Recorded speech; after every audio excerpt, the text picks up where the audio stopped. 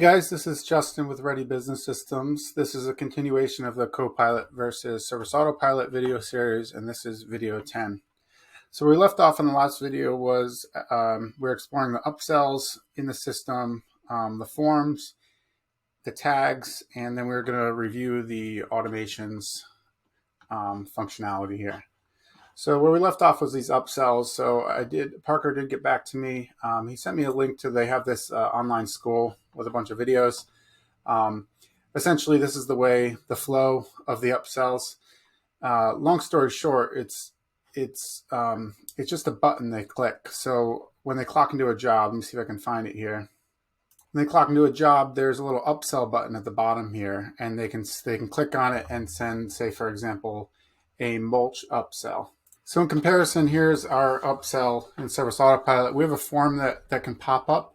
And that's another thing related, these forms. I asked Parker, is there a way to have these forms pop up on the screen?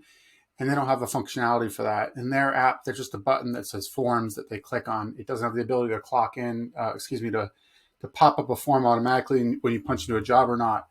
In comparison, Service Autopilot, these forms, we have the ability that when you clock into a job, clock out of a job, etc., it pops up this form. Essentially, Copilot just has this option for job. It's available, but you have to manually pull it up. It doesn't pop up on its own. Ours is set up this way. We have different tags. For example, we have mulch in here somewhere, mulch right here. And when they do that, it'll pop up. It'll do whatever we want with this. It'll add tags the way we have it set up now. This doesn't work perfect either, but this is the way that it's handled in Service Autopilot versus in Copilot. You're just going to click that button. It's going to pop up. It's going to ask if they want to send the mulch upsell. Like we have the ability to add details like install mulch to left of walkway. If we do something like that, we have the ability to take these notes, put them in a custom field, and then email them over to the client. They just have standalone emails, templates that you can send. So I guess you could say, if you wanted to have that same functionality in Copilot, you'd have to say, mulch left. But you just couldn't get that specific on it. It's going to be a general upsell email that says, hey, we noticed you could install some mulch. You're not going to have the ability to put details in there, so you'd have to come up with a workaround on that. So that is a difference on the upsells. Here they have the same way. They do have the tags. I think I left off on there. I discovered them last minute. They do have tags in here, though. Courses menu, we have some tags. So in this example here, we could add a tag for a mulch upsell. Okay, it looks like I'm getting an error message here. Let's try that again. Tags, new tag. I'm getting an error message again. Let's try a new tag here. Okay, so I guess that button isn't working, but this one is. We use the same example I have under upsells over here, under marketing, upsells, and this says test upsell. Okay, so I'm going to name it test upsell 1 tag. So the resources tags, I'm going to name it test upsell 1 tag, something like that. So now we have a tag available here. So we created that tag manually for test upsells, but according to Parker's video, when I create this test upsell, it's supposed to create a tag that says test upsell, and it's also supposed to create a merge tag here for test upsell. But I'm not seeing anything in here in terms of tags that he's talking about. Sorry, these are the custom links, and I'm not seeing the tag in here, or the custom link that should be associated to a tag. So apparently those are supposed to be automatically created, but I'm not seeing it. So at the moment, I am not seeing a way to add this upsell into an email. So the way it's supposed to work is you click that upsell button in the app or manually on the account to send an upsell. And then from there, you're supposed to be able to send an email or a text about that upsell, which would also add a tag, which then can be used in automations to follow up on this upsell, etc. But I'm just not seeing that functionality. So I'm assuming it's just kind of a glitch, but I'll have to just double check with Parker on that for the upsells. Forms in the system. So let me just run through that real quick. The Service Autopilot forms, to use them as an example, again, you can send an internal email or email confirmation, and inside of these emails, you're able to send a copy of the actual form that was filled out. In this instance, though, in Copilot, there isn't really a form to send, so I guess that makes sense that you can't email an actual copy of the form. But you're not able to send a form to the client if you fill one out.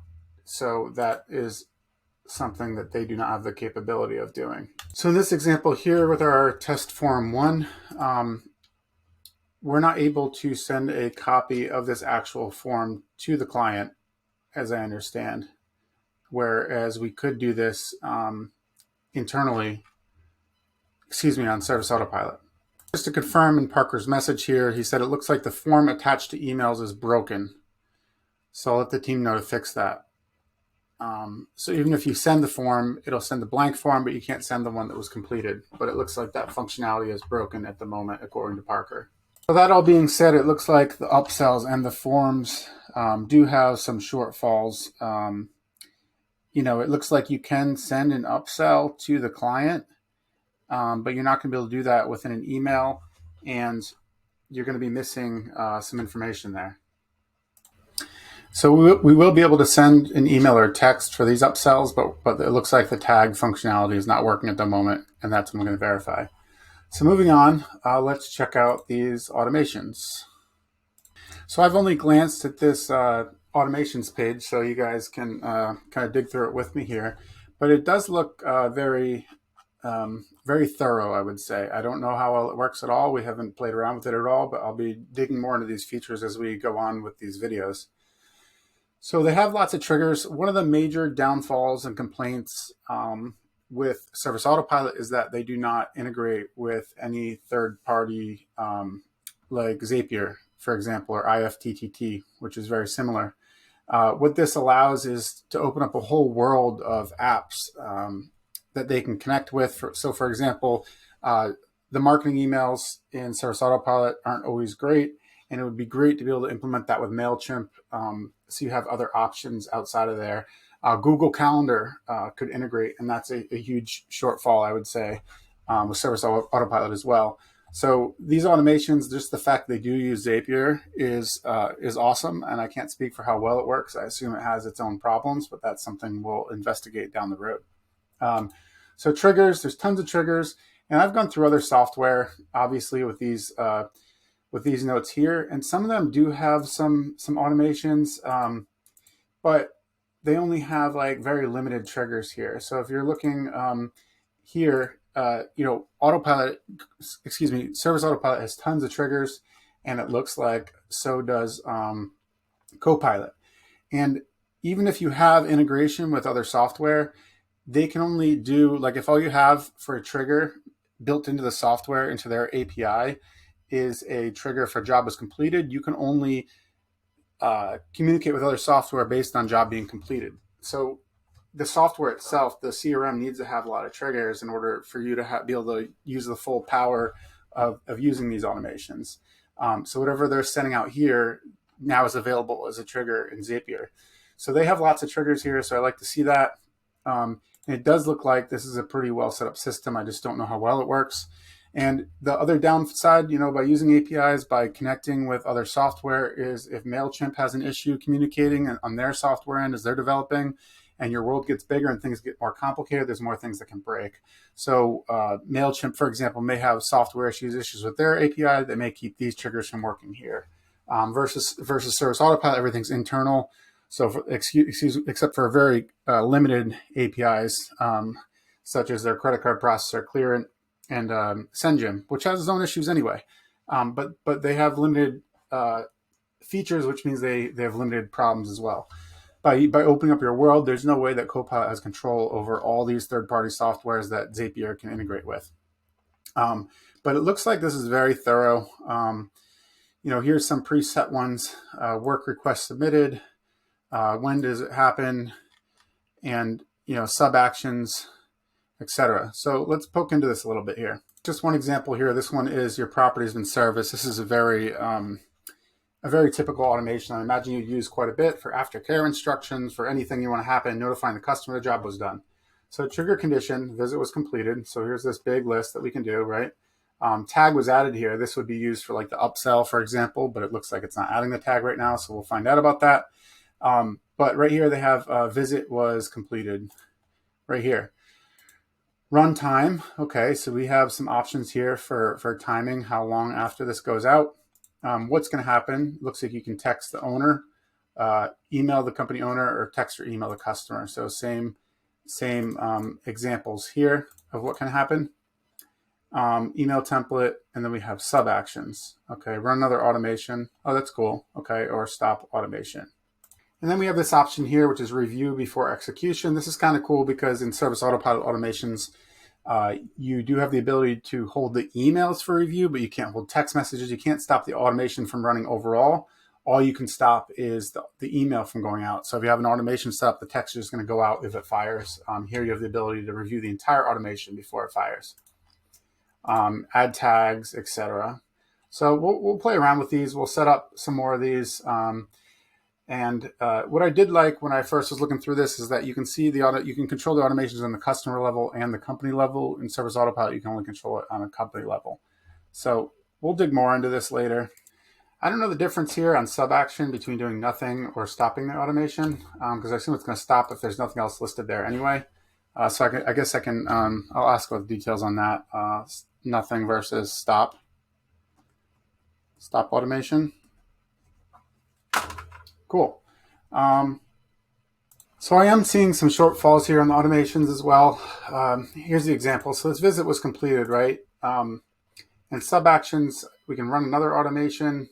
I don't know if maybe we can manipulate this to make this work like Service Autopilot, but here's the Service Autopilot automation. Visit was completed. You actually have the ability to select the service that was completed if you want to run just based on a certain service being completed.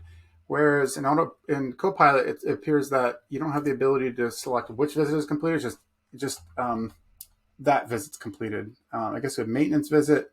So maybe we have some, so it says visit is completed. So meetings completed, maintenance is completed. So I don't know the difference between visit is completed, maintenance is completed. I'm going to jot that down as well. Visit versus maintenance completed. But it's not looking like there's a whole lot of options here for control over what's sent out, because in Service Autopilot, we have, depending on which fertilizing application is completed, we'll send out different aftercare emails, for example. And maybe this can happen with this run another automation, but then you're just going to be brought to the same screen again. So you have to say your visit was completed and then run an automation that says, like, I don't know how you would really do that, honestly. So I don't know if there's a way to kind of work around that in terms of sending out these specific emails. So you'd have to just say, your fertilizing visit was completed, and maybe you could have a link to each application in a document or something that would say visit 1 was completed, visit 2, but it doesn't look like you can differentiate between them. The other thing is they have sub actions here. So, if they have, you can kind of layer them. So visit was completed and they have, they're subscribed to an email category or they're in a certain area. So you can really narrow these down. Whereas it's looking like in here, although they have a lot of triggers, they don't have a way to narrow down these automations that thoroughly. So anyway, we'll play around with those later. I think next time for the next video, it would make sense to go through this trucks and equipment, because this is a feature that's very, very weak in Service Autopilot. We have workarounds that we actually enter our equipment as clients, because there's a much more powerful system in the client screen than there is in the equipment screen, but we'll go through that on the next video. So we'll call it a wrap here for now. I'll get back to you on those other items on the next video, and thanks for watching.